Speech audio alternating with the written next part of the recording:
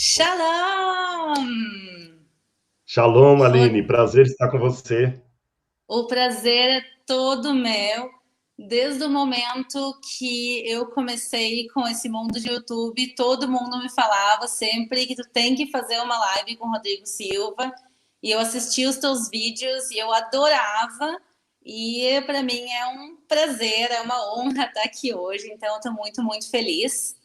Pessoal, para quem não sabe, essa live está sendo transmitida via os dois canais. Então, ele está aqui no meu canal Israel com a Aline e também no canal do Rodrigo Silva Arqueologia. Então, não todo mundo nos conhece.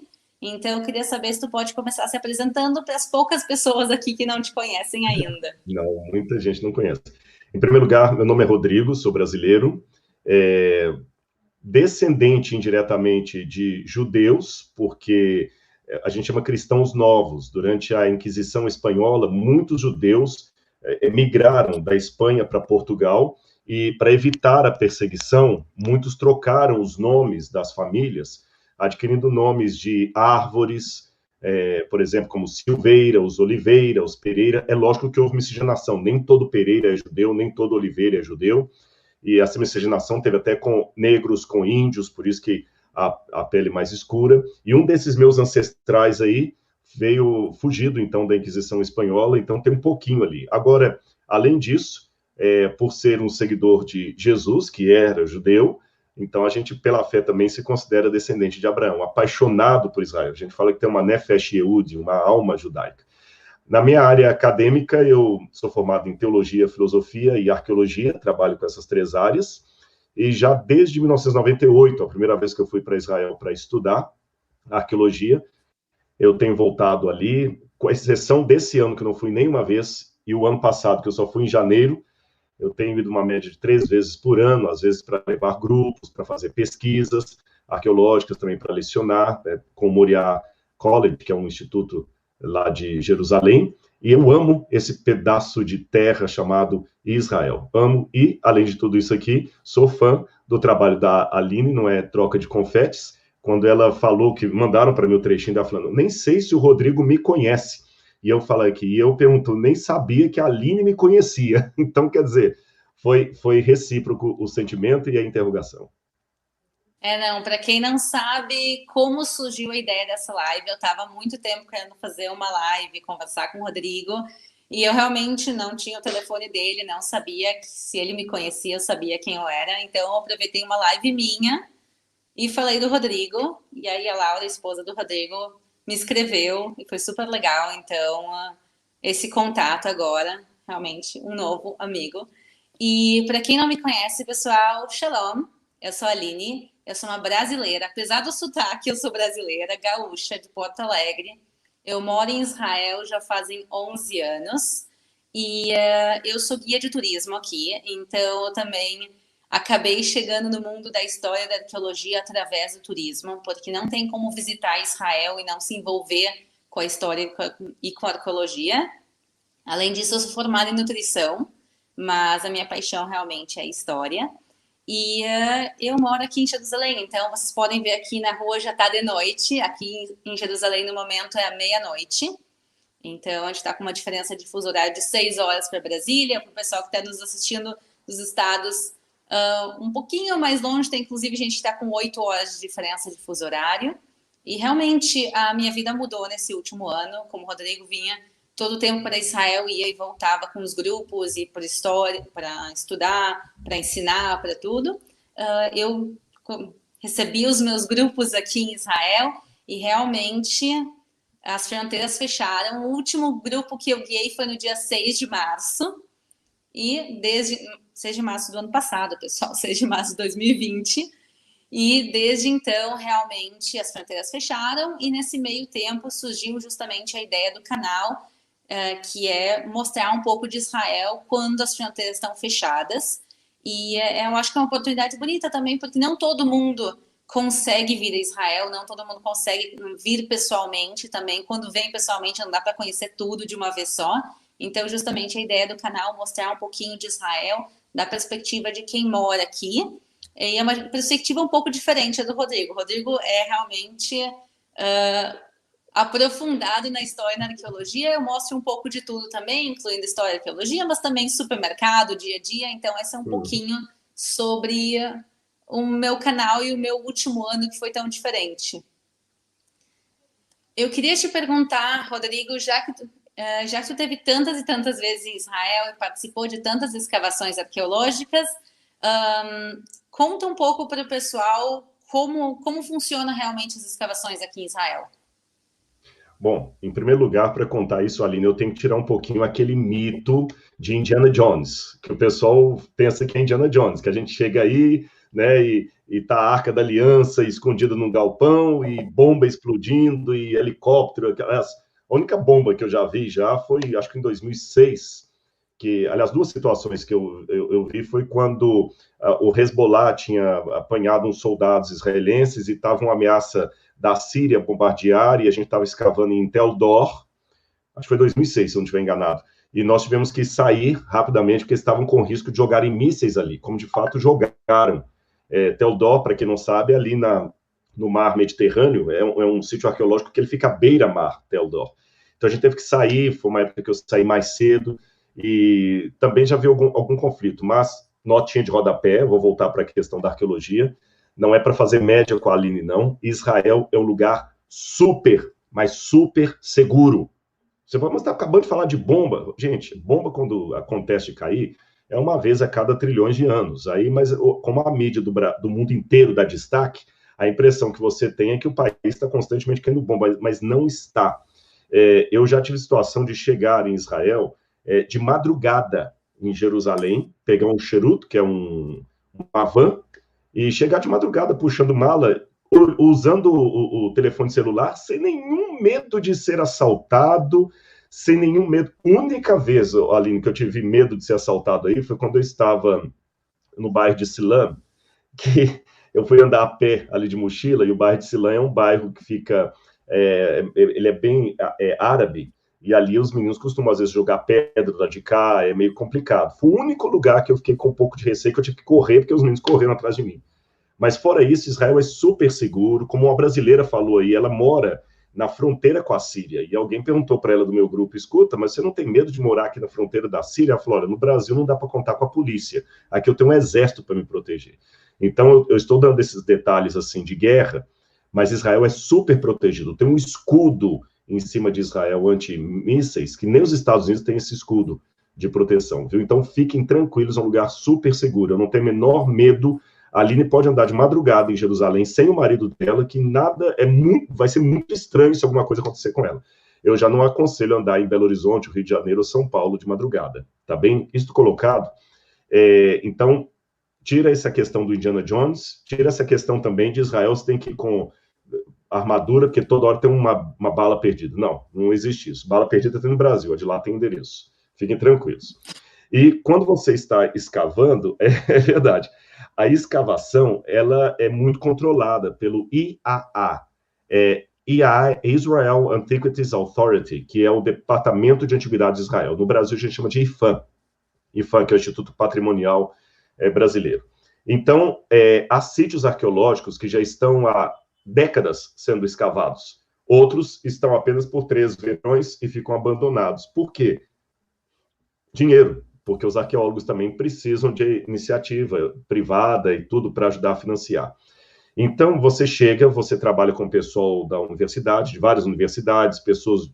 Eu era o único brasileiro, eu nunca escavei num sítio que tivesse outros brasileiros, a não ser em Tel Marechá e também no Sifin Project, que a gente levava o grupo para escavar. Mas fora isso aí, o que eu falei com esse programa da Moriá, né, que não é bem turismo, é curso. Então, a gente tem esse programa sim, mas já escavei em Tel Arish, que a gente fala em português Laquis, Tel Marechá, Sifin Project, também Shahar Golan, que fica lá na fronteira com a Síria. Escavei também em Tel Dor, esses lugares de Israel. Outras escavações foram na Jordânia, eu conto em outra oportunidade. É um trabalho fascinante, sabe? Porque você, por exemplo, às vezes você encontra, como já aconteceu comigo, uma lamparina, e você sabe que você é a primeira pessoa que está pegando aquela lamparina em 2.300 anos, uma lamparina, por exemplo, do período helenístico. E me chamou a atenção, Aline, que a lamparina ainda tinha a marca do queimado na ponta. Então eu fiquei pensando assim, puxa, eu sou a primeira pessoa que estou pegando essa lamparina em 2.300 anos. Qual foi a última vez que alguém acendeu essa lamparina para ir dormir? Quem era essa pessoa? Quem a confeccionou? Essa lamparina tem uma história. E como eu sou apaixonado pela Bíblia, esses artefatos, eles são como se fosse a Bíblia em 3D. É mergulhar no túnel do tempo, e mais do que ver um filme ou um documentário, é tocar num objeto que estava lá. Então é fascinante o mundo da arqueologia. Não, eu tive o privilégio de participar de algumas escavações arqueológicas em Israel, não tanto quanto tu.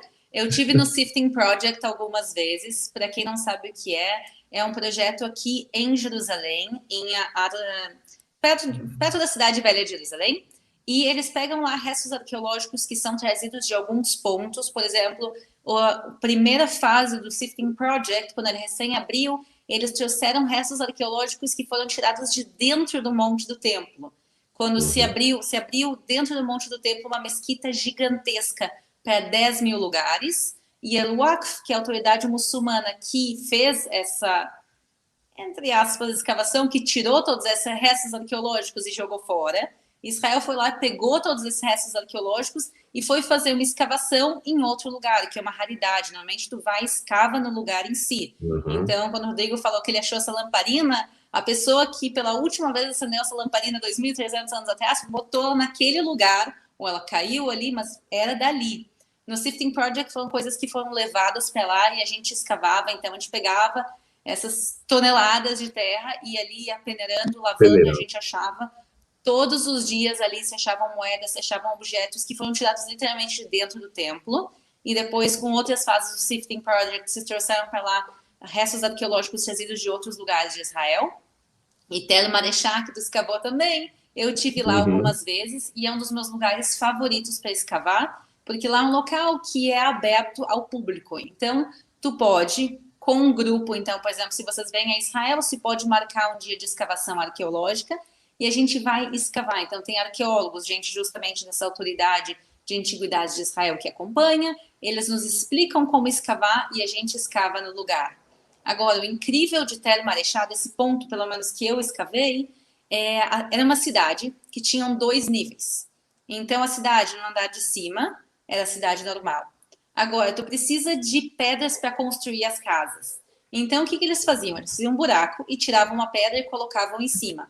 E tiravam outra pedra e colocavam em cima. E, na realidade, eles construíram uma cidade em 2 níveis. Tudo que foi tirado foi criando um canal, foi criando uma zona subterrânea e as pedras que construíram os andares de cima. Então, a cidade é um complexo de mais de 5.000 cavernas. A parte de cima da cidade, a maior parte foi destruída, mas a parte de baixo não. Essa cidade, justamente do período helenístico, é a época da Guerra dos Macabeus. Então, naquela zona tinha batalhas, a gente conhece pelo livro dos Macabeus, um livro deuterocanônico, que acontecia batalhas entre os judeus e os helenísticos, que eram um pessoal normalmente pagãos de influência grega, e essa cidade, quando os judeus venceram, quando os macabeus venceram, o pessoal fez terra arrasada. Eles pegaram toda a cidade, tudo que eles tinham e jogaram para dentro das cavernas. Eles literalmente disseram, a gente não quer deixar nada para trás. Tudo que a gente não pode carregar com a gente vai deixar aqui.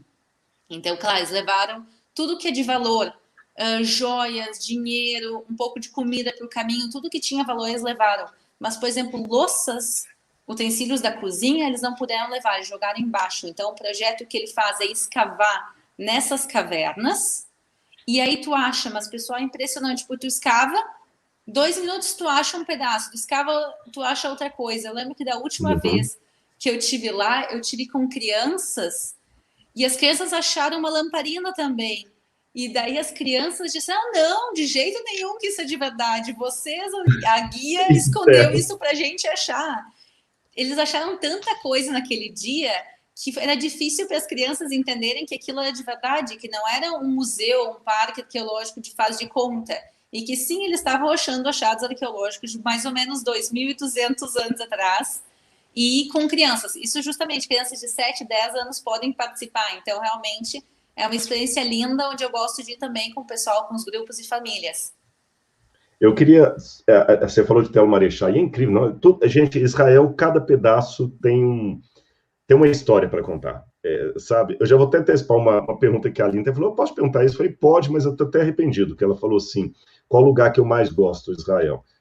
É impossível dar essa resposta ali. Já vou te antecipar que essa aí.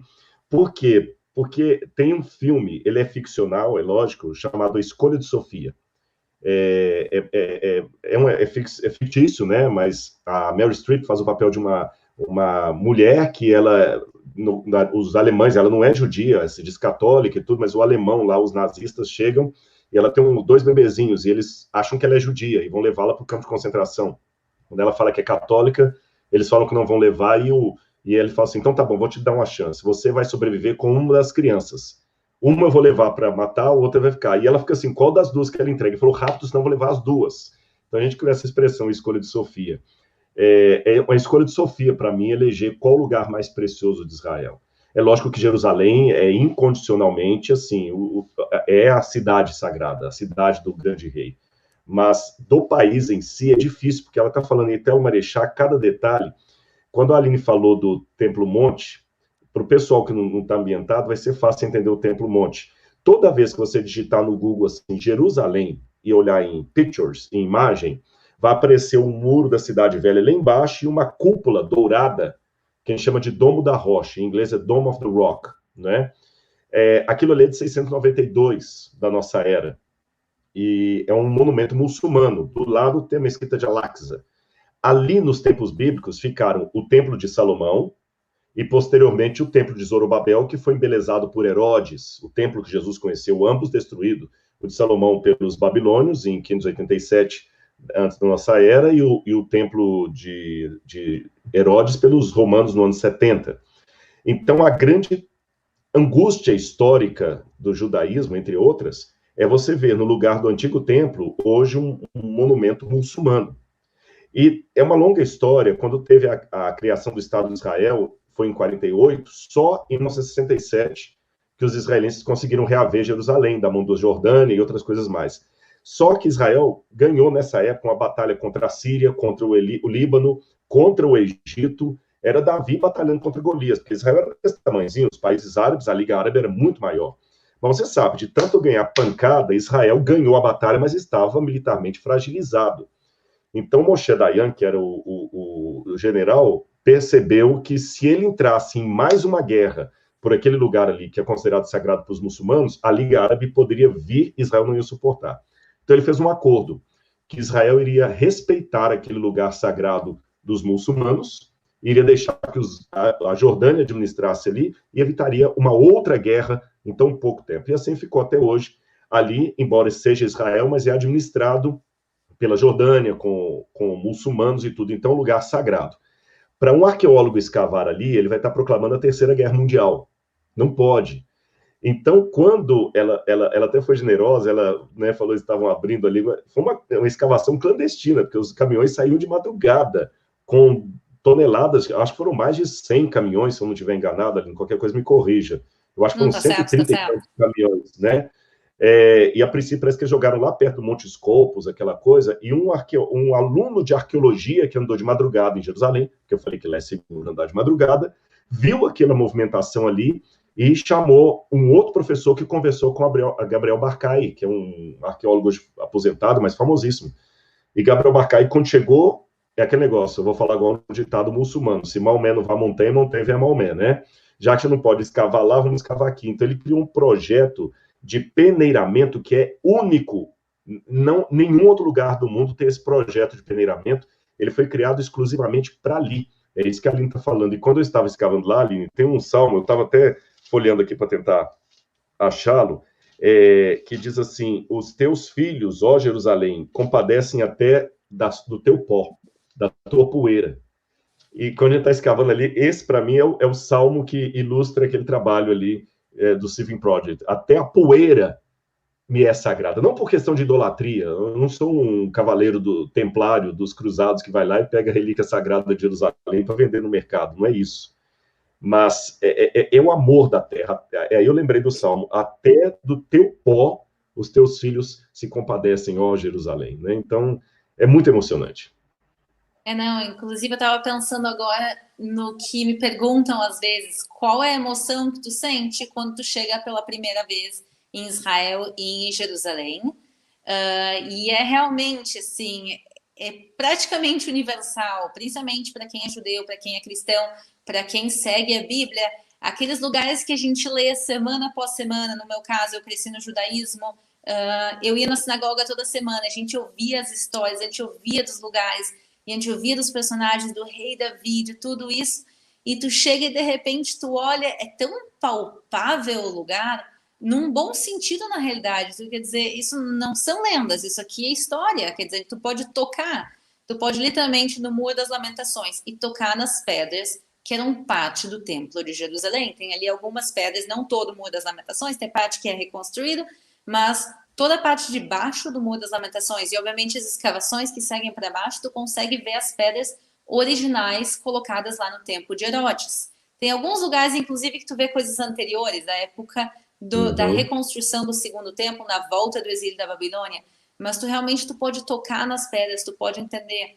Eu adoro as escadarias sul do templo, quer dizer, o templo tinha 4 lados, tu podia entrar pelos 4 lados, e no lado sul ela existe até os dias de hoje, uma escadaria enorme que vai subindo, e os degraus são de tamanhos diferentes, então um degrau pequeno, um degrau grande, um degrau pequeno, um degrau grande, ou 2 degraus pequenos e um degrau grande, mas os degraus são de tamanhos diferentes.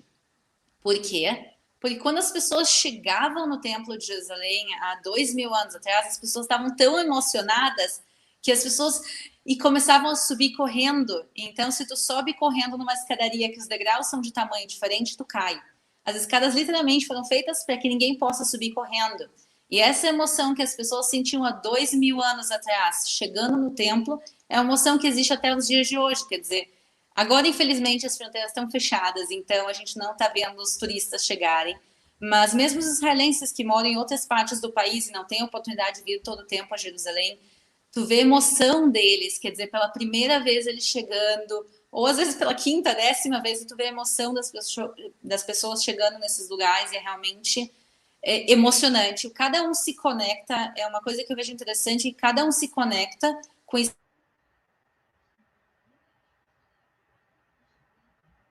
história, a gente vai gostar daquela. Cada um tem sua maneira de conectar, mas eu acho que é quase universal essa sensação que se tem quando se chega aqui pela primeira vez. Certeza. E eu lembro quando eu cheguei a primeira vez, eu cheguei de madrugada. Você conhece bem Jerusalém? Quando eu cheguei, na época eu fui para estudar. E eu fiquei ali na Shmuel Hanagiv, que tem aí a Notre-Dame de Sion, que é uma comunidade católica, ali perto da King George. Então tem a King George, tem a Notre-Dame de Sion ali, a comunidade de Sion. Aí eu lembro que eu cheguei e subi na laje, e da laje dava para ver a cidade velha. E pelo avião que eu peguei, na época era Varig ainda, eu cheguei, que nem existe mais, eu cheguei e o que estava comigo falou assim, olha lá, a cidade velha lá. Quando eu vi, comecei a chorar, e ele falou, você quer ir lá, né? Eu falei, claro. A gente saiu 2 horas da manhã, de novo, Israel é seguro, e fomos lá só para ver. Agora, Aline, eu até vou arriscar aqui, não tirando nenhum valor do judaísmo, por favor, não interprete assim, mas eu acho que as escadarias de Hulda, que você mencionou, que são as escadarias suas aí, elas chegam a ser, para mim, mais emocionantes em relação ao templo do que o muro ocidental, que o pessoal chama de Muro das Lamentações. Eu sei que todo mundo vai para orar no Muro Ocidental, tem toda uma trajetória lá, e até com razão, porque uma vez eu tive o privilégio de ir para Israel com um amigo meu, Dr. Milton Afonso, que vai fazer 100 anos esse ano e está louco para abrir as fronteiras e quer que eu leve de novo a Israel. E dando certo de coelho, eu quero de alguma maneira poder te conhecer pessoalmente e apresentar o Dr. Milton.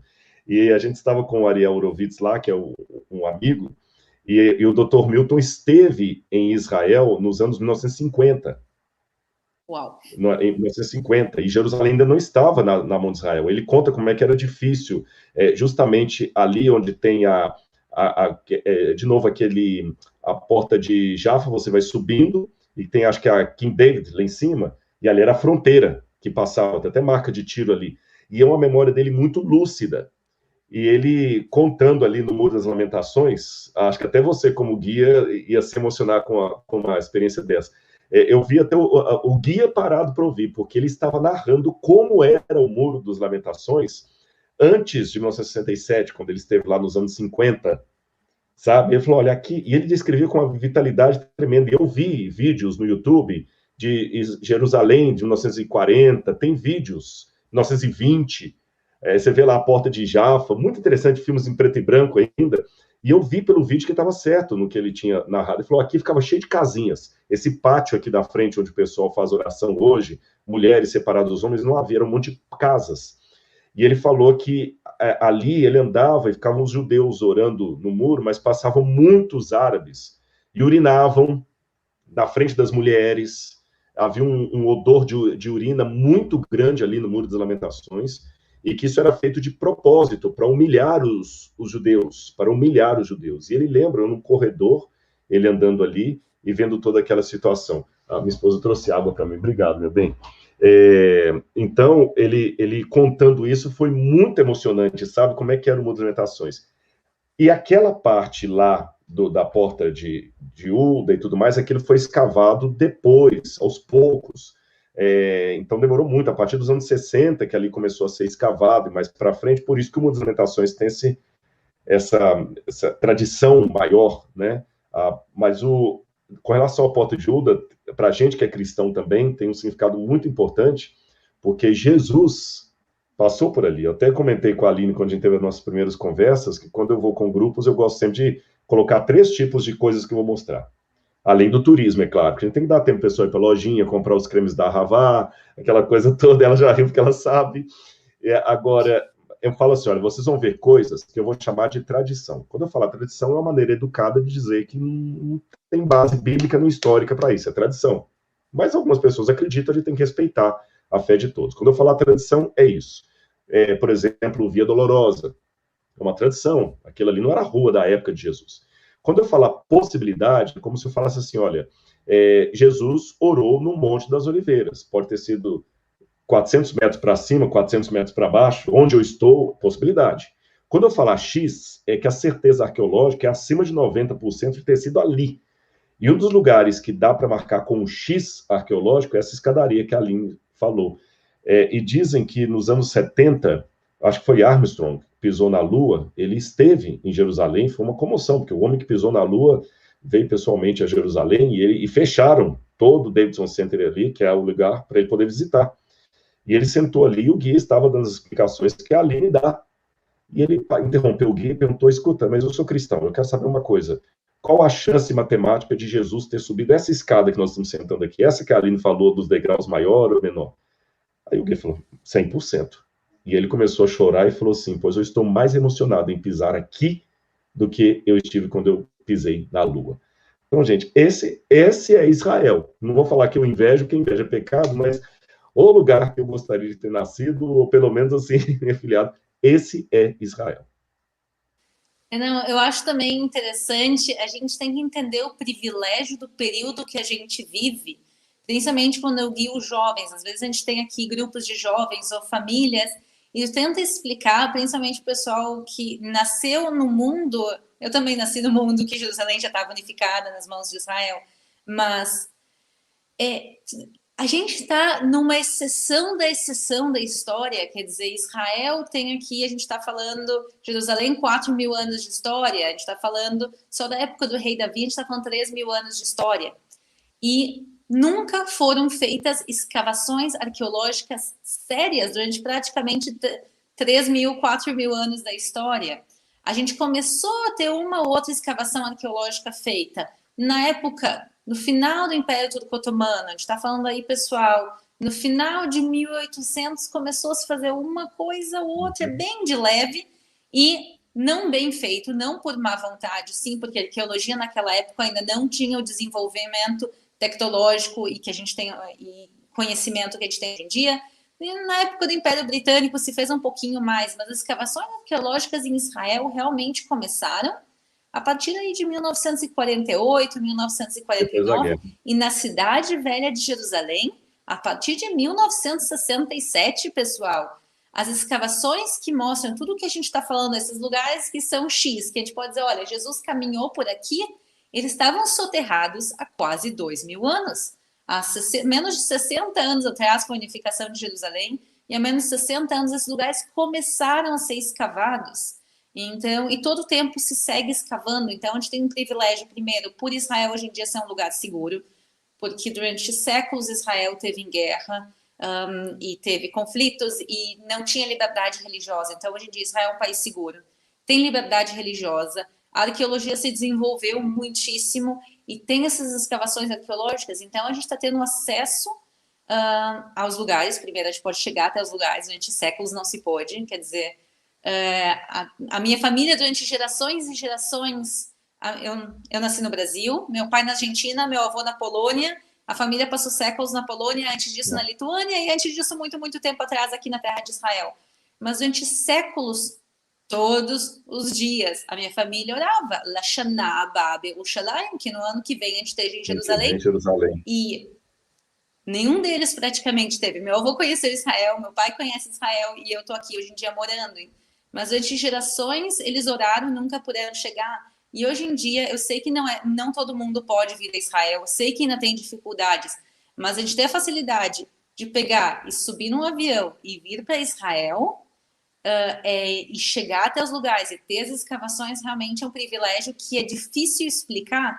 E tu mesmo conhece, bom, o senhor ele tem 100 anos, mas ele conhece quando Jerusalém era uma zona de guerra, quando era perigoso chegar perto da cidade velha, porque tinham snipers, porque tinham atiradores jordanianos, e se tu chegasse perto, era perigoso. Então, quer dizer, a gente vive numa realidade tão boa, e eu acho importante reconhecer isso também, no momento histórico que a gente vive, que é incomparável a tantos os últimos séculos que a gente teve aqui.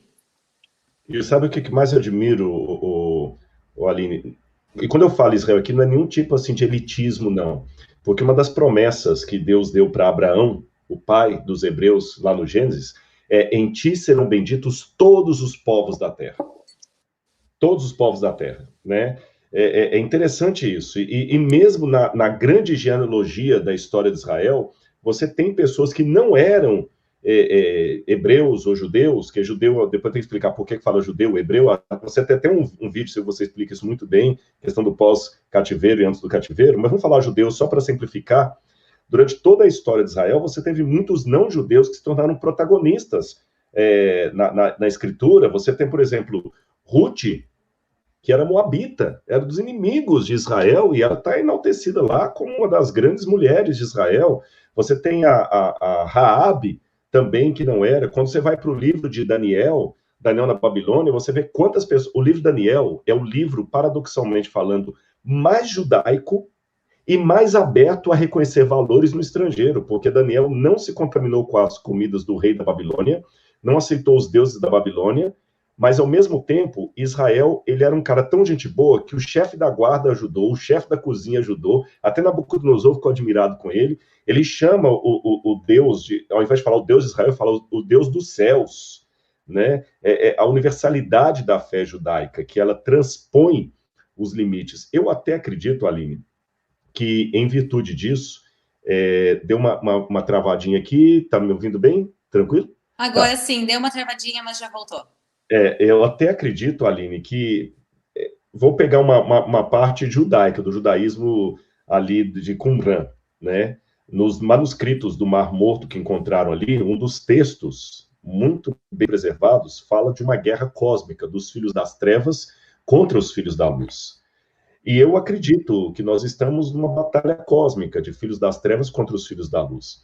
E existem, parece, assim, forças, sem querer ser místico demais, eu falo ainda como acadêmico, mas também como homem de fé, que querem varrer Israel do mapa durante toda a história. Há interesses sobrenaturais para acabar com Israel. E uma coisa que me chama a atenção é que como esse povo é resiliente, é firme. Eu vou até brincar um pouquinho com a Aline. A Aline, como gaúcha, deve ter ouvido muitas vezes os vizinhos falando assim, mas que judiaria, mas que judiação. E esse tipo de expressão, não estou contra os gaúchos aqui, por favor, não me interpretem isso, mas tudo é reminiscência de um antissemitismo. O que é antissemitismo, Rodrigo? Sem era um dos filhos de Noé. Os hebreus são descendentes de Sem. Então, eles são chamados de semitas. Então, o antissemitismo é qualquer tipo de racismo contra os judeus. Isso que é antissemitismo. Eu não aceito judeu, não gosto de judeu. Então, isso ficou tão impregnado que mesmo esse sotaque gaúcho, que judiação, que judiaria, porque judiaria era um bairro judeu que tinha em Portugal, mas pela transformação, judiaria passou a ser papel de gente que não presta. Quando você fala assim, que judiação que fizeram com ele, que papel de judeu. Quando na Igreja Católica tem a queima do Judas, daquele boneco que o pessoal queima e bate nele, a malhação do Judas, ali não é o Judas Iscariotes, é o judeu. Então, assim, gente, sabe o que é você ter 6 milhões de um povo evaporado em campos de concentração, sendo que um país tão avançado como a Alemanha, que não sabia, a cidade estava pouco ali. E o que eu noto? Duas coisas que eu percebo. Existe uma proteção de Deus sobre esse povo. 3 coisas, na verdade. Existe uma proteção. Segundo, eu admiro que Israel nunca aceitou o selo do coitadinho. Eu tomo muito Israel como parâmetro, porque eu sou negro. Então, eu acho que a maneira que eu tenho de vencer o racismo contra os negros não é me fazendo de coitadinho, querendo que o mundo tenha dó de mim. Não, é indo a luta, você está entendendo? Ah, mas eu sou pobre, eu sou latino-americano. Israel foi a luta, e eles foram discriminados no mundo inteiro. E terceiro, como é que eles mantiveram a tradição deles por longa data. Você, por exemplo, deve conhecer que apontar para a estrela da verruga no dedo, mas isso, na verdade, era uma maneira que as mães judias tinham que proteger os filhos na época do Shabat, que estava chegando, e as crianças iam apontar para a estrela o Shabat, e para os vizinhos não descobrir, não, da verruga, não aponta não, porque eles tinham que guardar o Shabat de uma maneira escondida, não podiam se revelar. Então, é assim, a gente tem que aprender muito com essa resiliência do povo, sabe? E o grande país que eles fizeram hoje, vários prêmios Nobel, acho que a maior parte deles são de judeus, a Universidade Hebraica produziu muita coisa, então é um povo abençoado mesmo. E eu, como cristão, sou fã de um judeu, Jesus, que a gente não pode esquecer esse detalhe importante, gente. Jesus era judeu. Então, assim, isso é muito importante, a gente reconhecer as raízes judaicas de Jesus e do cristianismo. Isso é muito importante, enriquece muito o estudo. Não, tô falando de antissemitismo, realmente, infelizmente, é uma realidade. Vamos dizer que o antissemitismo existe no mundo todo. O Brasil eu considero um país que o antissemitismo relativamente ele é moderado, quer dizer, ser judeu na Europa, por exemplo, na França, na Bélgica, na Suécia, é bem mais difícil.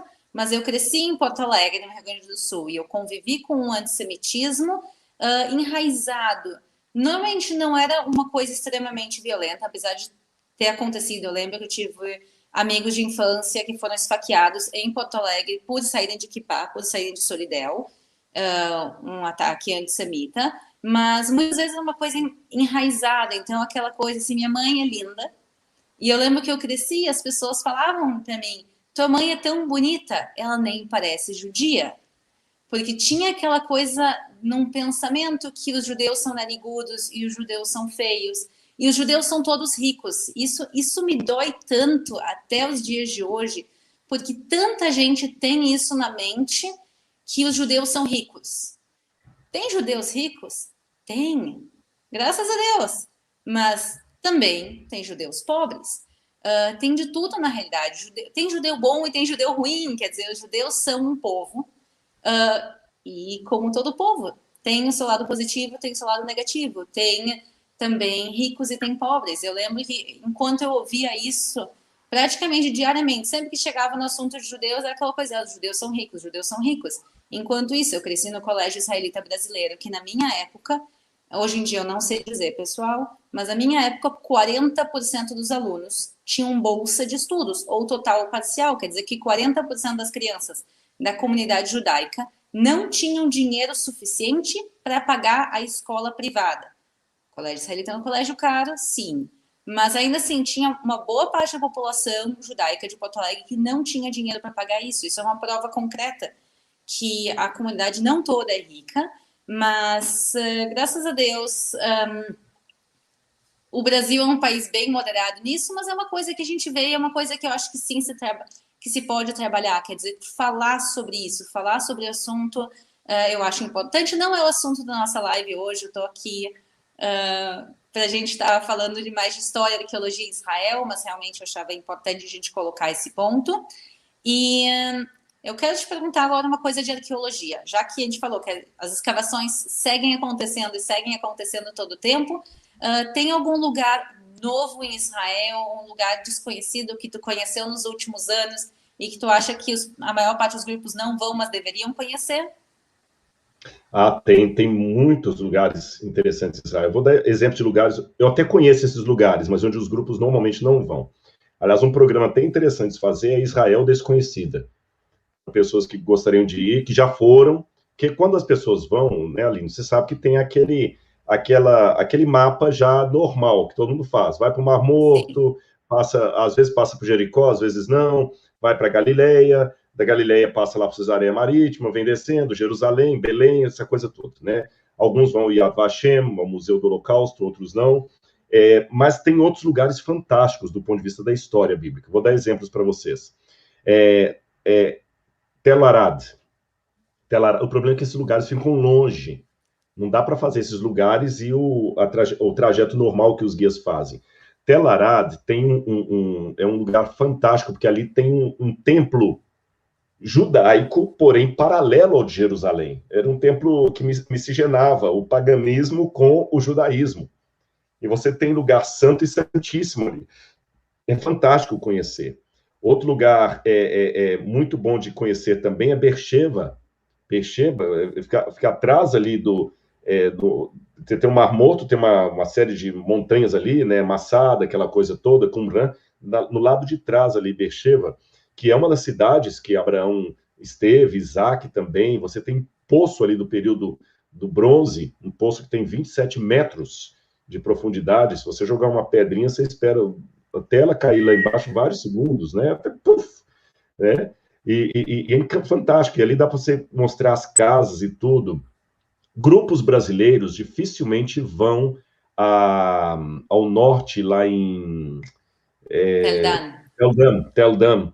Mais americanos vão, mas brasileiros é muito difícil de encontrar grupos brasileiros lá. E Tel Dan, gente, é um sítio arqueológico maravilhoso, porque ali você tem, por exemplo, eu sei que você mencionou isso numa das suas lives, Aline, se eu não me engano, eu acho que eu ouvi esse pedaço você falando de uma porta, é a única porta de arco que nós temos da Idade do Bronze, que está bem preservada. A Idade do Bronze, para vocês terem uma noção, ela vai mais ou menos de 3.200 a 1.200 antes da nossa era. Nós cristãos falamos antes de Cristo, os judeus costumam falar antes da Era Comum, tá certo?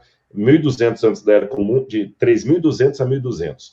E você tem uma porta com um arco preservado. E certamente Abraão passou por ali quando ele foi resgatar Ló. Ele passou por ali. Então você tem essas ruínas. Você tem restos do altar de Jeroboão que ele construiu, e junto do altar de Jeroboão você tem alguns alicerces que podem ser da época de Acabe.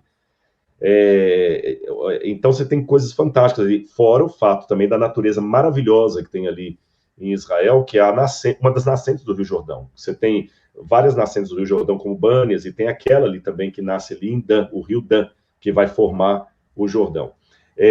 São lugares fantásticos de se conhecer. Você tem também... Nossa, é até difícil eleger. São tantos pontos que eu acho que as pessoas podiam ir, que eu ficaria até o final aqui só dando exemplos, e mais até Laquis mesmo, Lachish. Você vê coisas fantásticas em Laquis. Olha que curioso, só para vocês terem uma noção. Na porta, você vê muitas semelhanças das portas, porque, para mim, a Aline vai entender o que eu vou dizer.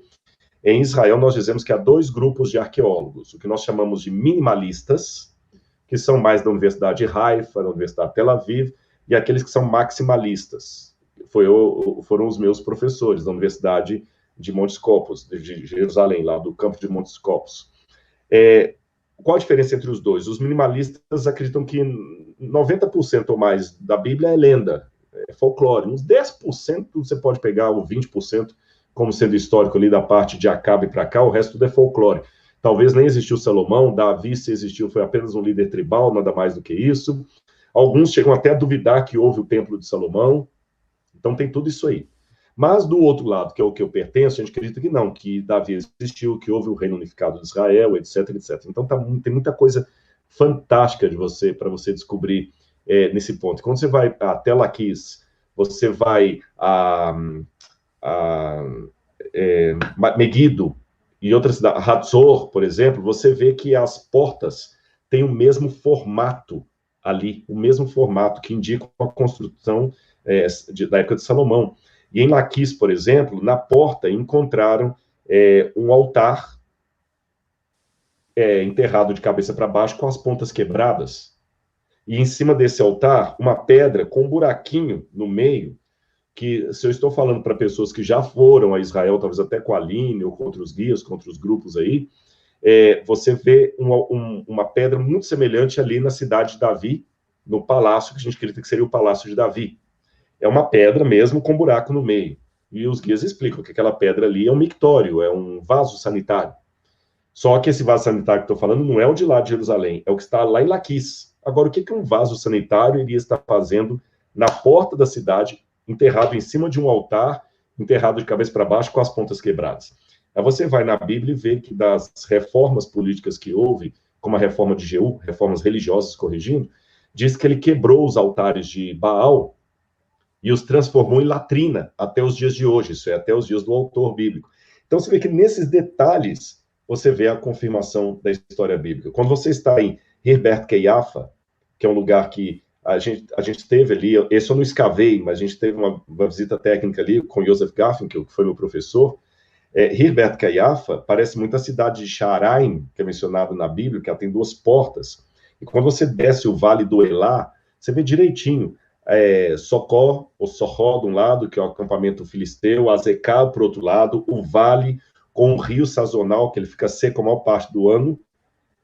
Você tem direitinho a história da batalha de Davi e Golias. Você vê como é que o texto encaixa, é muito preciso. É a Bíblia em 3D, Aline. É isso que é Israel. A Bíblia 3D. Não, mas é justamente isso, que as escavações arqueológicas, elas nos ajudam nesse debate. Tem o debate arqueológico, que é o debate sério, em relação a quanto a Bíblia é um livro de lendas, em relação a quanto a Bíblia é um livro histórico. E justamente a gente comentou de Tel Dan, onde tem o portão de Abraão, onde tem o altar de Jeroboão. Também uma das coisas fantásticas que se encontrou lá é a estela do rei Davi. É uma pedra, pessoal, escrita, que fala quem destruiu a cidade. Um rei da cidade de Damasco, é um rei arameu, ele vai e destrói Tel Dan, e ele faz uma placa comemorativa dizendo: eu fiz isso, eu fiz aquilo e eu matei. E daí ele tem ali, ele conta: eu matei os reis da casa de Davi. E ele conta quem ele matou. E ele conta ali claramente: eles são descendentes do rei Davi. E isso é importante porque um rei pagão de Damasco, ele era arameu, ele não tem nenhum interesse na história bíblica do povo de Israel. Ele não crê no rei Davi como uma figura histórica importante, religiosamente falando. E ele conta do rei Davi, ou da descendência dele, nesse caso, como figuras históricas.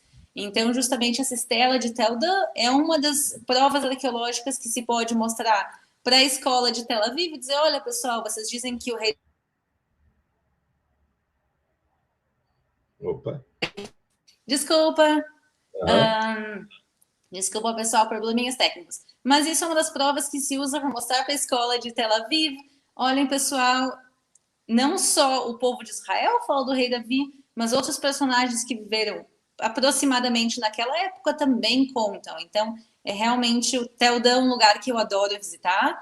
Infelizmente, os meus grupos brasileiros pouco chegam lá, eu vou mais com grupos canadenses. Os canadenses, sim, chegam até Tel Dan e Tel Arad, mas aqui a gente falando, quem sabe a gente convence alguns grupos brasileiros de também sair da rota. Exatamente. Eu não, por questão de ética, eu não vou falar o nome de nenhuma empresa aqui nem nada, porque a Aline tem os grupos dela, eu vou com os meus também, mas a Aline é fantástica e eu até vou sugerir você uma coisa, que não sei se vou te colocar em trouble. Quando eu vou com grupos de brasileiros, Aline, eu faço um roteiro bem diferente, você entendeu? Eu vou nesses lugares e tudo, e vocês têm alguém aí de qualidade, que é a Aline, não estou aqui jogando confete, é isso mesmo, e façam quando vocês forem fazer um grupo. Aline, você bateu um papo com o Rodrigo aqui, a gente não quer fazer aquela rota tradicional, não, Belém, blá, blá, blá, blá. Sugere alguns lugares aí que você mencionou com o Rodrigo ali, vão até o Dan. Só quero contar uma coisa para você, Aline, eu tive o privilégio de conhecer a Ciurita, não sei se ela é casada, a Cook, acho que Cook, sobrenome dela, que ela era secretária lá do Skirball Museum, que fica ali na King David, que foi ela que encontrou essa pedra de Davi. E antes de falecer, eu encontrei a Avram Viran. Eu conheci pessoalmente a Avram Viran. Avram Viran, pessoal, era o arqueólogo que diretor das escavações de Tel Dan. E é um homem sério, ele morreu, acho que perto de 90 anos também, respeitadíssimo. Mas o grau de ceticismo era tão grande, que foi em 1993, se eu não me engano, que essa estela foi encontrada. Estela é o que ela chamou de pedra comemorativa, a gente chama de estela, não é uma menina chamada Estela, não. É uma pedra comemorativa. Pode ser um decreto, como o Código de Hammurabi, é uma estela, né? Ou eu venci, matei tudo. E né, até essa época, era quase que uma unanimidade na escola de Tel Aviv, na escola de Copenhague também, de onde muitos professores de Tel Aviv aprenderam, na escola arqueológica de Copenhague, era quase um consenso. Davi é tão lendário quanto o rei Arthur. Ponto. Falar na academia que você acreditava na historicidade do rei Davi era tão estúpido como se eu falasse no Brasil que eu acredito na historicidade do Saci Pererê. Quer dizer, não fazia sentido. Quando Avram Viran encontrou, quando anunciaram, na época não tinha internet, os anúncios eram mais devagar, em 1993, quando anunciaram que tinham encontrado essa pedra lá, muita gente desdenhou, isso é mentira, isso é papo, não acredito. Quando mostraram, aí falaram, não é possível. Essa pedra, ele está equivocado, não, porque a pedra foi encontrada em loco, não foi comprada no mercado de antiguidades.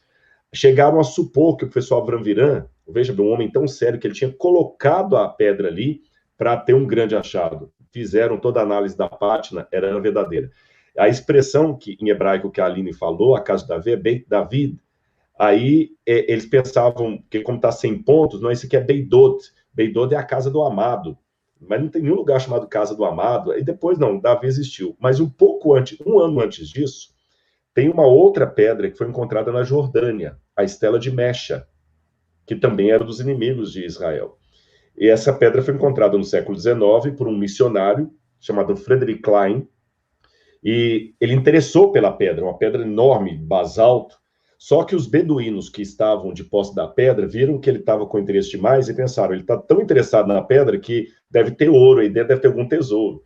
Então eles pegavam a pedra, colocavam na água fria, no fogo. Quando ela estava bem quente, jogava água fria. Aí você sabe que aquele choque de temperatura, a pedra explodiu em vários pedaços. Aí viram que não tinha nada, abandonaram. Mas antes dela explodir, Frederick Klein tirou um decalque da pedra, levou os pedaços para o Museu do Louvre, e a pedra foi reconstruída no Museu do Louvre. Hoje você pode visitar a pedra no Museu do Louvre, essa pedra, a Estela de Mesha. E tem muita coisa ali que comprova a historicidade do texto bíblico. Aí, quando foi em 1992, o professor André Lamer é professor da Universidade de Sorbonne, um dos maiores epigrafistas que tem de aramaico, de hebraico bíblico. Numa parte da pedra que estava danificada por causa da explosão, ele disse que tinha lido a expressão Beit David, casa de Davi. Mas era tão notório, tão certo que Davi não tinha existido, que o professor André Lamer quase perdeu o emprego dele. Ele foi execrado da academia. Foi execrado. Um ano depois, Avram Viran descobre essa pedra. E agora, em 2019, surgiram 2 artigos científicos sobre a pedra de Mesha. Alguns professores da universidade, acho que é de Haifa, propuseram que ali não estava escrito Beit David, mas Balaão. O nome de Balac, do rei Balac. Só que outros professores de Sorbonne pegaram a mesma pedra e aplicaram nela um trabalho de computador que você lê em alta resolução coisas que estão ali apagadas, como fizeram agora com o texto de Isaías encontrado em Qumran, descobriram que tem 2 copistas lá. Fantástico. São técnicas que a gente está usando para arqueologia. Isso até pode falar, a gente pode até comentar um pouquinho sobre isso, que é muito interessante. 2 copistas no texto de Isaías. E nesse, voltando lá à Estela de Mesha, descobriram que não, quando as letras foram ressaltadas, aí qualquer um que lê paleo-hebraico, ou aramaico, que as letras são as mesmas, aramaico, você vai ver que está escrito Beit David. E agora já sacramentou. Ali em Mesha também está escrito a mesma expressão Beit David. Então, até 2018, eu tinha uma prova arqueológica da existência de Davi, que é a Estela de Dan, que você está mencionando. Hoje eu tenho 2. A Estela de Dan e a Estela de Mesha, que está no Museu do Louvre.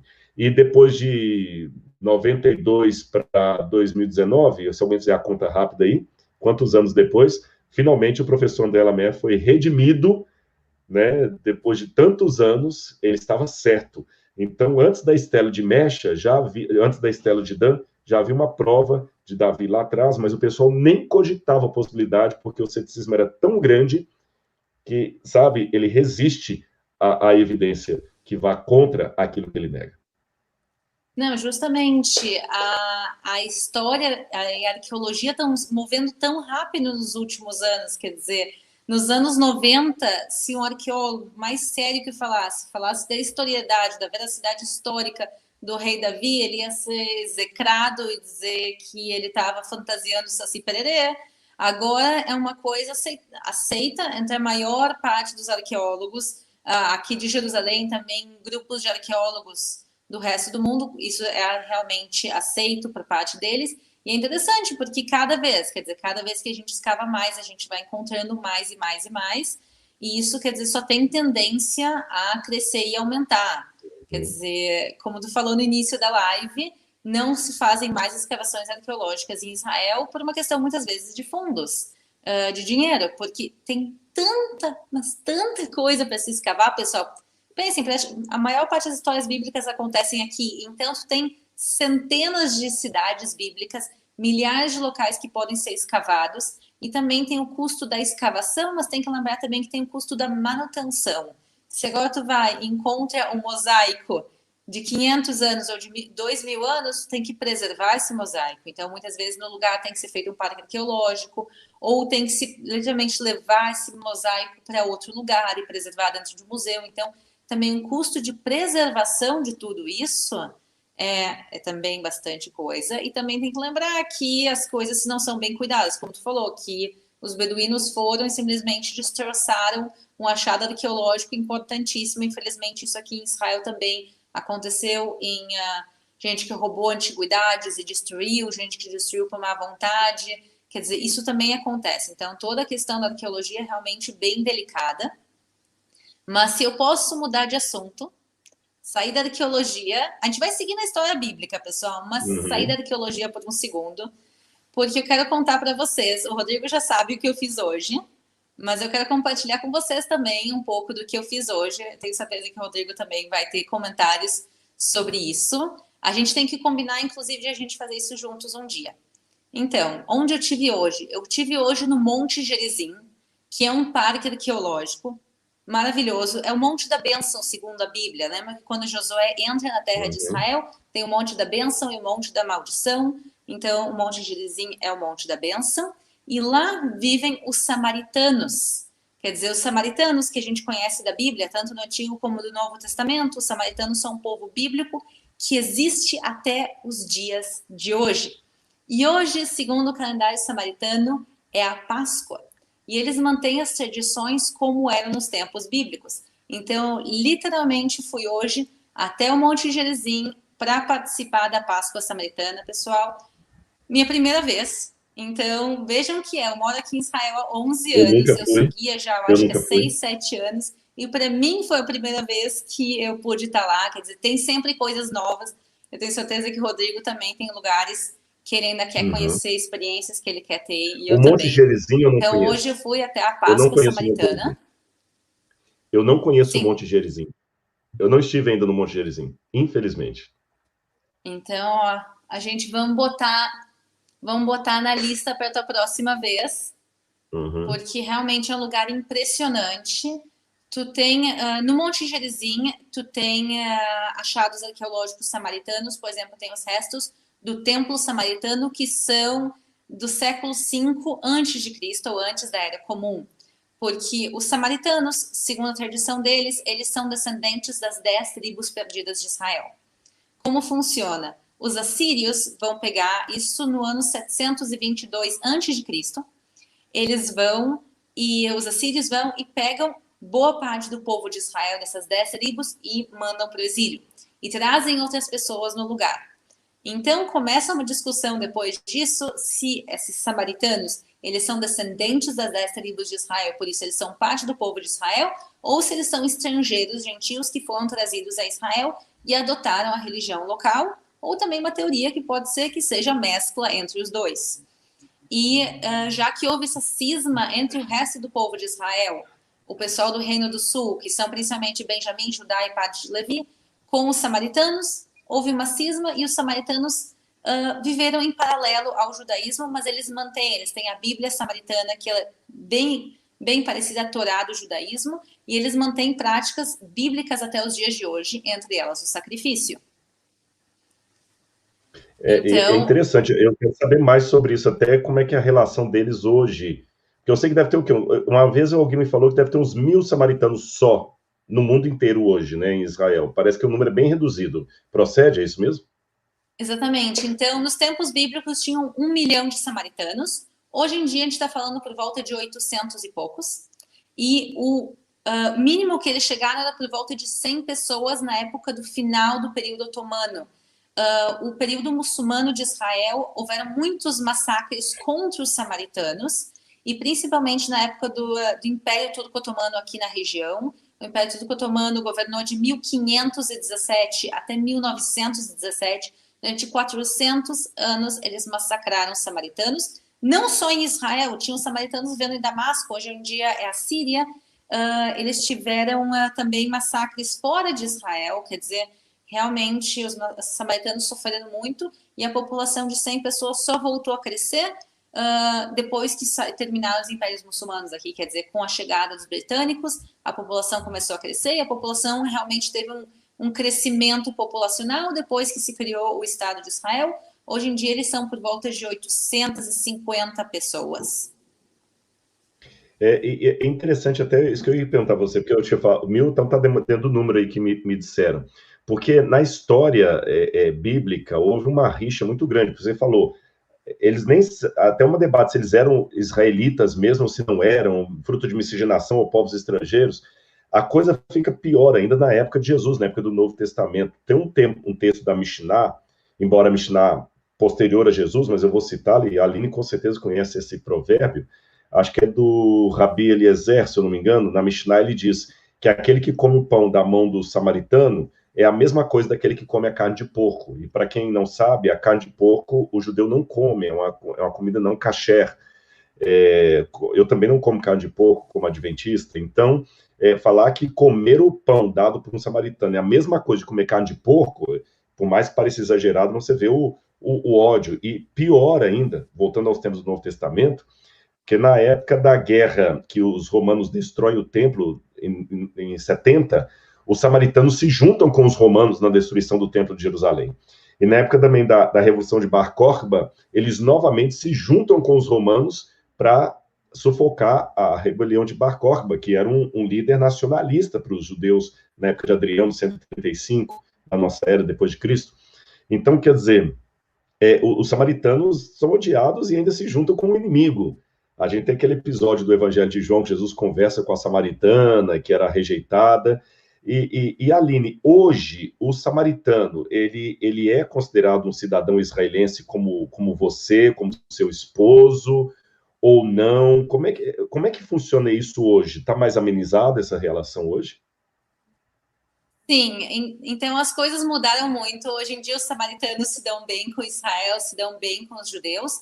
Vamos dizer que a maior parte dos judeus de Israel nunca viu um samaritano, já que eles são muito, muito poucos. A gente está falando de algumas centenas. Mas isso muito graças a um dos primeiros presidentes de Israel, Ben Zvi. Ben Zvi, ele teve um projeto, quando ele se transforma em presidente, ele vê a ameaça que está acontecendo, a extinção, literalmente extinção, o desaparecimento dos samaritanos. Ele diz, eu vou fazer de tudo para que os samaritanos não desapareçam. Ele vai e dá cidadania para eles. Por que isso não é óbvio? Porque os samaritanos estão no território da Cisjordânia. Naquela época, os samaritanos estavam no terreno da Jordânia. Eles não estavam dentro de Israel. E ainda assim, eles estão em território inimigo, que é Jordânia. Naquela época não existia acordo de paz. E ele diz, todos os samaritanos que quiserem sair do território muçulmano e vir para Israel, tomem a cidadania. Eles dão a cidadania. Inclusive, parte deles se mudou para Israel. Então, tem parte da comunidade mora no Monte Gerizim até os dias de hoje, parte da comunidade mora em Holon, que é do lado de Tel Aviv.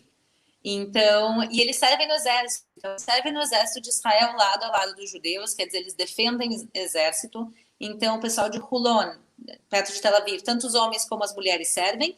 O pessoal do Monte Gerizim, por estarem na Cisjordânia, e a Cisjordânia ser um território que nunca foi anexado a Israel, quer dizer, para ninguém. A Cisjordânia é um território, a gente pode dizer, biblicamente falando, ele é parte de Israel, obviamente, mas politicamente falando, hoje em dia ele não é. Ele está sob controle de Israel, mas ele também é dividido com a autoridade palestina. Então, território, delicadamente falando, o pessoal, os samaritanos que moram lá, eles podem servir ao exército de Israel se querem, mas por uma questão que eles moram numa zona de maioria muçulmana, Israel não obriga eles. Então, ver samaritanos lutando pelo exército de Israel é justamente o oposto ao que a gente via nos tempos de Jesus, quando eles lutaram contra os judeus. Hoje em dia eles lutam com os judeus. Então a gente já vê que, obviamente, mudou. Eles falam 3 idiomas. Eles falam hebraico, samaritano e árabe. Na sua maioria eles falam os 3 idiomas. Eles são trilíngues. Mas eles falam hebraico que nem eu, como israelense. Então foi muito legal. Eu cheguei lá, obviamente com minhas roupas. Eles sabiam que eu não era samaritano. Os samaritanos na Páscoa judaica, eles usam tudo branco. E eles usam normalmente roupa que parece roupa de açougueiro, porque eles fazem os sacrifícios. E a galera no sacrifício são 850 pessoas para 60 cordeiros. Então, todo mundo no final sai sujo de sangue, e eles passam sangue também no rosto, quer dizer, é uma festa de sangue. Então, eles normalmente usam roupa branca e umas lonas meio de açougueiro para proteger a roupa por cima. Então, claro, eles viam a distância que eu não era samaritano, também estava lá com uma convidada judia, e o pessoal chegava, Hag Sameach, boas festas. Quer dizer, eles me convidaram a entrar dentro da sinagoga, quer dizer, eles me receberam muito, muito bem. Não é a primeira vez que eu conheço a comunidade, é a primeira vez que eu vou para uma festa, primeira vez que eu fui para a Páscoa. Mas eles me recebem muito bem, e é muito legal ver hoje em dia que essa relação mudou e ela é muito boa. Eles têm sinagoga também, então a sinagoga samaritana, então e eles reúnem no Shabat também, como judeu, e eles comem a carne do cordeiro com ervas amargas, porque o Pentateuco samaritano, só para o pessoal entender, na verdade eles não aceitam todo o que a gente chama de Antigo Testamento. Eles só aceitam o Pentateuco, eles não aceitam o livro de Daniel, Ezequiel, é só o Pentateuco. E o Pentateuco samaritano tem diferenças em relação ao Pentateuco hebraico normal, né? Por isso que eu estou perguntando a Aline nesse quesito aí da Páscoa, se eles seguem como os judeus de comer ervas amargas e tudo mais, e pão sem fermento e tudo. Sim, no livro de Êxodo está escrito 3 palavras: Pesach, Matzah, Umaror. Pesach é a Páscoa, quer dizer, mas que literalmente significa o cordeiro, o sacrifício do cordeiro. Matzah, que é pão ázimo, e maror, que são as ervas amargas. Então a gente vai lá, demora horas a cerimônia. A gente vai lá e eles fazem o sacrifício dos animais, e aí eles começam a tirar a pele, a preparar os animais para cozinhar. E enquanto isso, o pessoal vai passando com bandejas de metal. Eu filmei tudo, pessoal. No domingo que vem, se tudo der certo, vai aparecer no canal. Mas eles passam com bandejas com o pão ázimo. A diferença é que o nosso pão ázimo dos judeus, ele parece uma bolacha de água e sal, e a deles parece uma panqueca. Então, eles enrolam essa panqueca junto com as ervas. Tu vê o pessoal passando com saquinhos de erva e distribuindo. Eles não dão pra gente. Eles dizem, só os samaritanos podem comer da Páscoa samaritana. Então, de jeito nenhum, eles não passam sangue na gente, eles não deixam a gente comer do cordeiro, nada. Nessa festa específica, eles não deixam comer, em outras pode. Então, eles nos convidaram, se a gente quiser vir em tabernáculo de novo, em Rulona, a gente está convidado a comer, mas na Páscoa eles não deixam a gente comer, nem tocar na comida. Agora eu vou fazer a pergunta ao contrário. Na Páscoa judaica, uma família israelense pode convidar uma família samaritana para ser... Lógico, os judeus não comem cordeiro na Páscoa, gente. Vocês sabem que com a destruição do templo, porque a visão do samaritano é o seguinte, que o lugar de adoração é o Monte Gerizim. Para o judeu, o lugar de adoração é Jerusalém. Lembra aquela disputa de Jesus com a mulher samaritana? Que ela fala, os nossos pais adoraram nesse templo, e vocês ficam falando que é Jerusalém. Aí Jesus falou, não, olha, vem um tempo que vão adorar a Deus em espírito e verdade, mas a salvação vem dos judeus, meu filho, não esqueça disso. Então, como o templo dos samaritanos também foi destruído, mas não construiu nada por cima, eles têm um lugar para celebrar a Páscoa. Mas no caso dos judeus, o templo foi destruído e botaram o domo da rocha lá em cima. Então, quer dizer, depois, se eu não me engano, a Aline também pode me corrigir, eu acho que é a partir das reformas ali de Josias, que começou a definir que o local de sacrifício da Páscoa era Jerusalém. Então, agora as famílias tinham que ver Jerusalém para participar da Páscoa. A Páscoa era lá que sacrificava o cordeiro, ali que as pessoas comiam a Páscoa. Mas sem o templo, não pode ter sacrifício. Então, por isso que os judeus hoje, como ela falou, tem o pão sem fermento, o matzá, mas não tem a peça, no sentido do cordeiro. Tem a peça, a cerimônia, mas não a peça, o cordeiro. Mas ainda assim, os judeus têm o pão sem fermento, alguns cerimoniais. É aí que eu faço a pergunta para a Aline. Uma família israelense, por exemplo, pode chamar uma família samaritana para comer junto à Páscoa com eles? Sim, sim, não tem problema nenhum. No judaísmo, na realidade, qualquer pessoa pode vir comer qualquer refeição. Então, Shabat, e isso não diferencia samaritanos de cristãos, de ateus, quer dizer, todo mundo é convidado, todo mundo pode sentar à mesa e comer junto. Tem coisas que não se pode, então, por exemplo, fazer leituras naturais, subir nos pergaminhos. Numa sinagoga, normalmente não vai se chamar uma pessoa que não é judia a fazer isso. Mas na comida, tá convidado. Se tu vier aqui em casa, num Shabat ou em alguma festa, tá convidado aqui, olha, a mesa. Não. A mesa aqui do fundo. Olha, obrigado. E deixe-me dizer que muitas vezes eu tenho um grande amigo aí em Israel. Tem muitos amigos em Israel, na verdade. Graças a Deus. Em Israel, se eu for pelado, eu volto até de chapéu de racídico, sabe? Com paioto e tudo. Se eu chegar pelado em Israel, eu volto até de chapéu, de tantos amigos que eu tenho aí. E a gente celebrava muito o Shabat na casa de um amigo, o Hugo e o Nadav, a marido da Leia. Eles são da Gaga Travel, e eu sempre recebi o Shabat com eles. Era muito gostoso ali, e fazendo a bênção do pão e tudo mais. E eu tenho, Aline, eu não vou achar aqui agora para te mostrar, mas é uma coisa que eu guardo com muito carinho. O meu kippá foi bordado pela Leia com o meu nome. Eu tenho um kippá com o nome Rodrigo, que a própria Leia bordou para mim. E ela me deu de presente das celebrações do Seder, do Shabat que eu fui ter com eles ali. Então eu tenho um carinho muito grande de ser recebido pelas famílias de Israel, assim, viu? E aqui a recíproca é verdadeira. Quando eles vêm aqui, espero também poder fazer isso com você. A gente recebe todos aqui com muito carinho, e acho que é muito boa essa confraternização. Sim, não, acho que realmente o momento da comida é um momento de aproximação. Justamente, eu vejo isso também no cristianismo, a questão da ceia, quer dizer, todo mundo sentar junto, comer do pão, beber do vinho, quer dizer, é uma questão de aproximação. E por isso tem o feriado da Páscoa, não da Páscoa, desculpa, o feriado de Tabernáculos é um feriado que se incentiva a trazer convidados, se chama em hebraico Ushpizin.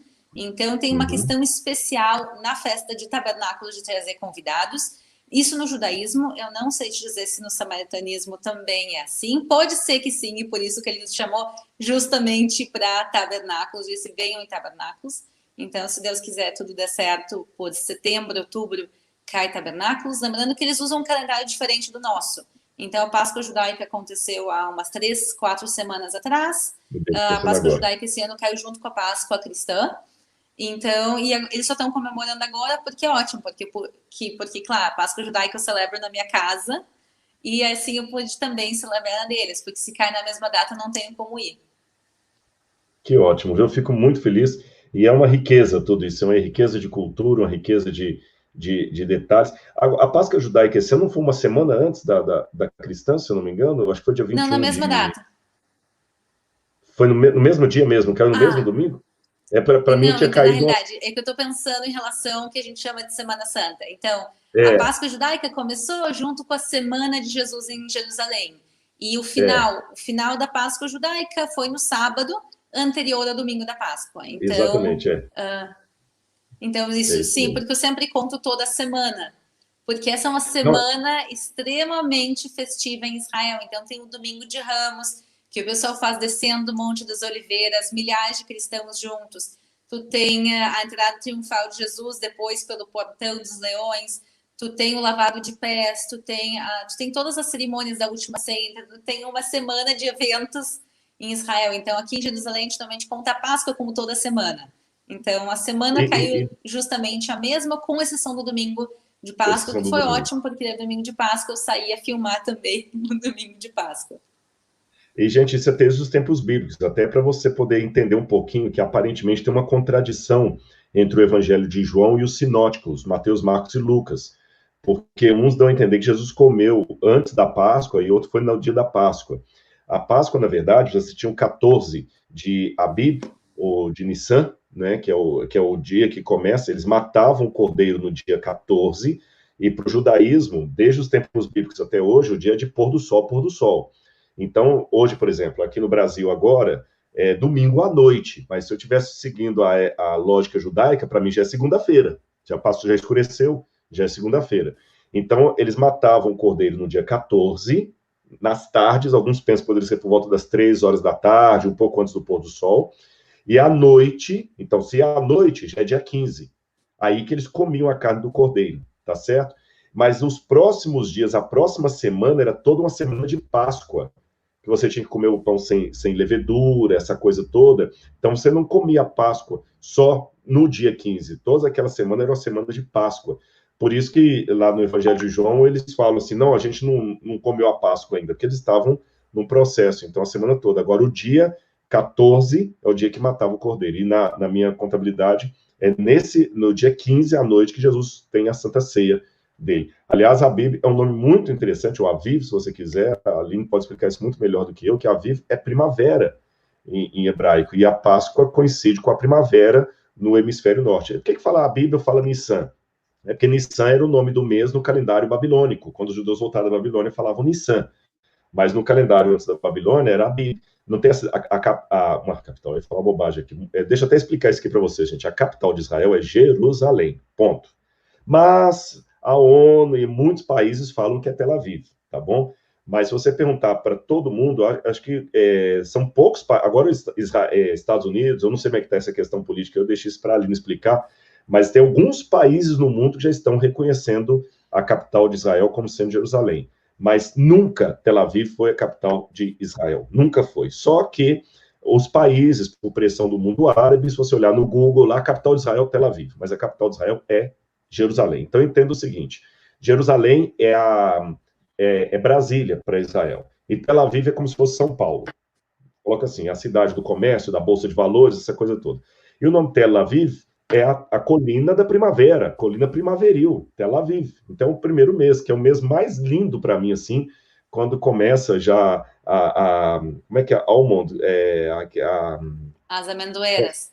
As amendoeiras, que elas começam a cair a flor delas, né?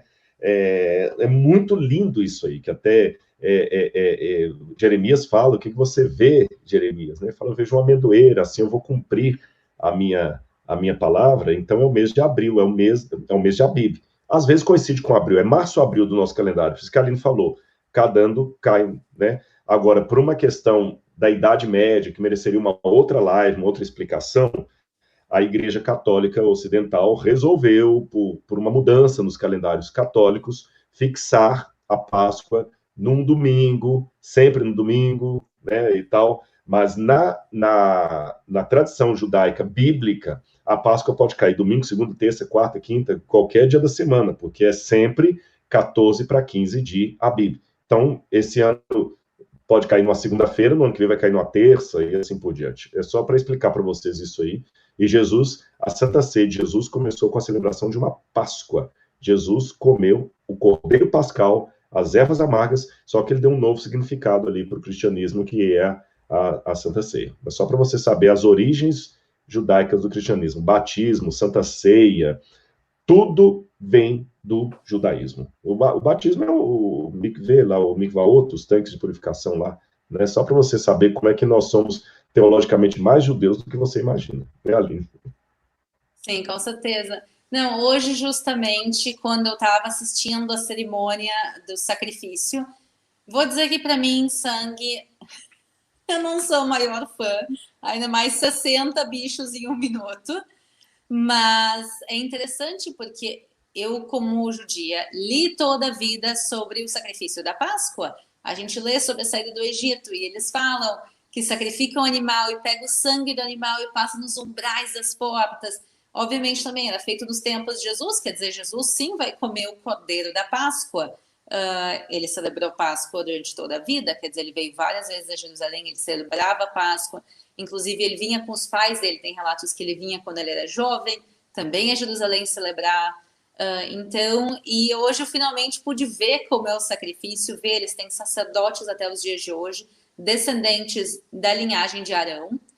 E uma coisa interessante nesse debate, se eles são ou não parte do povo de Israel, geneticamente falando, eles são.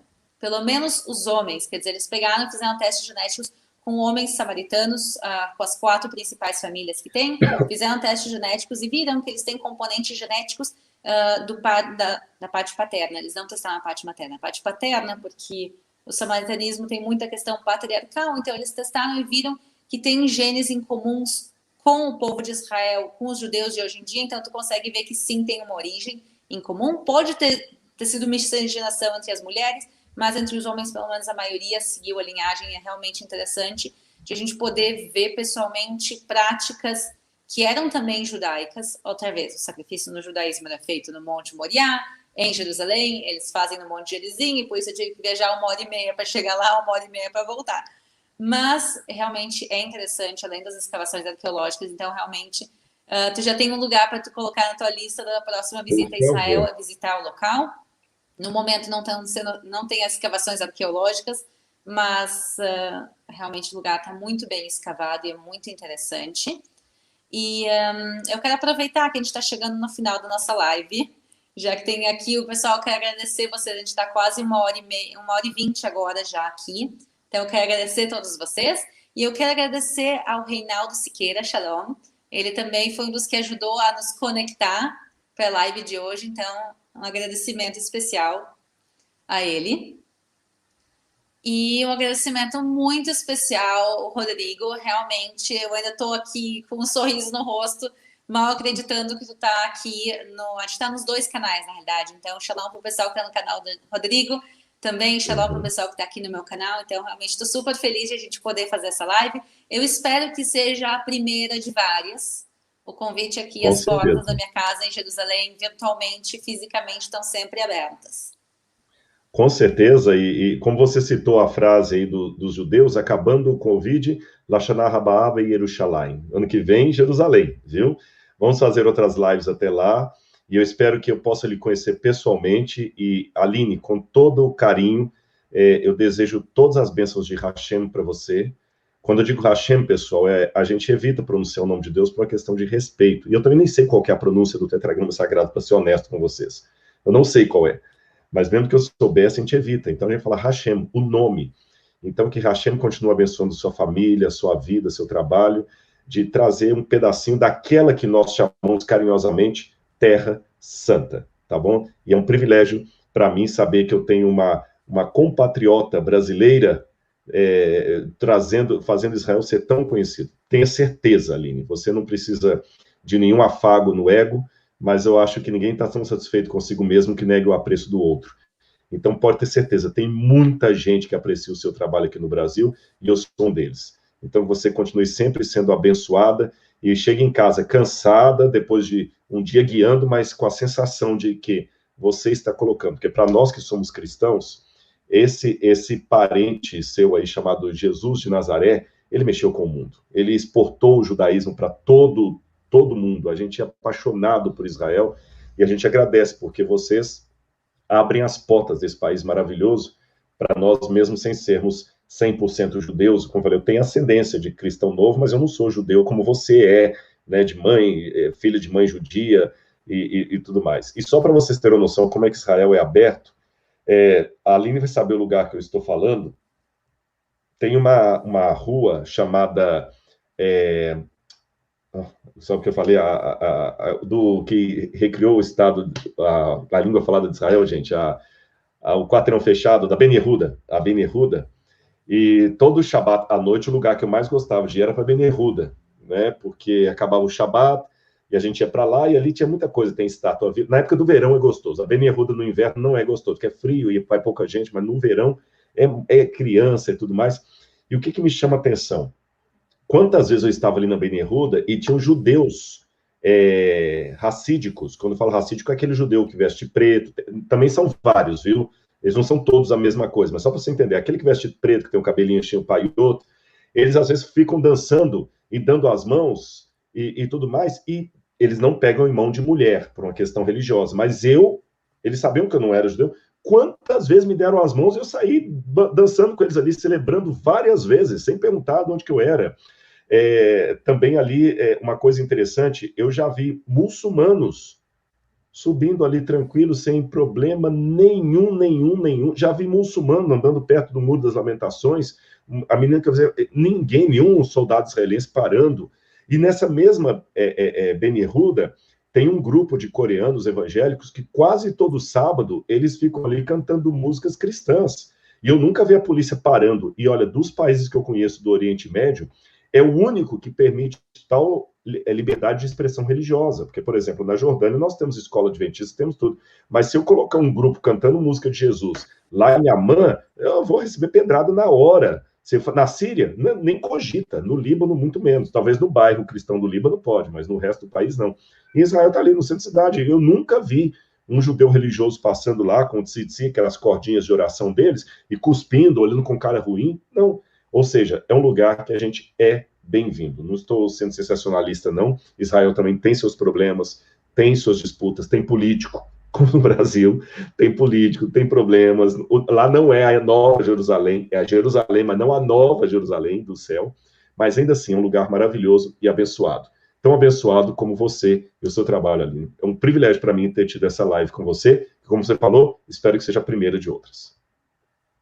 Não, justamente o que tu está falando é o retrato de Jerusalém. Tu está caminhando na rua e tu vê judeus racídicos dançando música judaica, e tem um grupo de coreanos cantando música cristã, e tem uma muçulmana passando, indo para a casa dela. Quer dizer, essa fé, eu acho bonito também ver a fé alheia. Quer dizer, Jerusalém é um local de fé de tantas e tantas religiões, de tantos grupos, e eu acho realmente bonito ver tudo isso aqui.